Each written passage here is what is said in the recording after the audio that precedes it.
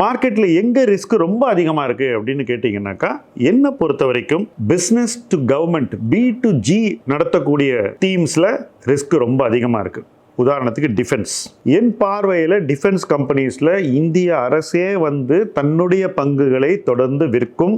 So விலை ஏறும்போது நான் விற்க மாட்டேன் அப்படின்னு உட்காரக்கூடிய முதலீட்டாளர்கள் நிச்சயமாக விற்கிற வாய்ப்பை நழுவ விட்டுட்டு அடுத்தது எப்போ மறுபடியும் அந்த உச்ச விலை வரும்னு வெயிட் பண்ணியே காலத்தை வீண் செய்வாங்க. இது தவிர்க்கக்கூடியது. ஸோ டிஃபென்ஸுக்கு சொல்கிறது தான் ரயில்வேக்கும் பொருந்தும். அடுத்தது ஸ்மால் கேப். என்னை பொறுத்த வரைக்கும் மார்க்கெட்டில் இன்னைக்கு ரிஸ்கியஸ்ட் கேட்டகரி. இதுக்கு ரொம்ப சிம்பிளான ரீசன் வேல்யூவேஷன்.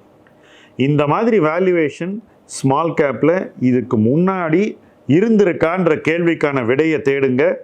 உங்களுடைய அனுபவங்களை தாராளமாக கமெண்ட் செக்ஷனில் போடுங்க. மற்றவர்களுக்கு அது நிச்சயமாக உதவும். என் பார்வையில் இன்னைக்கு ஸ்மால் கேப்பில் ரிஸ்க் அதிகமாக இருக்குது. ஸ்மால் கேப்பை விட அதிக ரிஸ்க் இருக்கக்கூடிய ஒரு இடம் அப்படின்னு என்ன கேட்டிங்கன்னா அது மிட் கேப். என்ன ரீசன்னா, வெறும் 150 பங்குகள் தான் இன்றைக்கி மிட் கேப் என்று கேட்டகரைஸ் பண்ணியிருக்காங்க.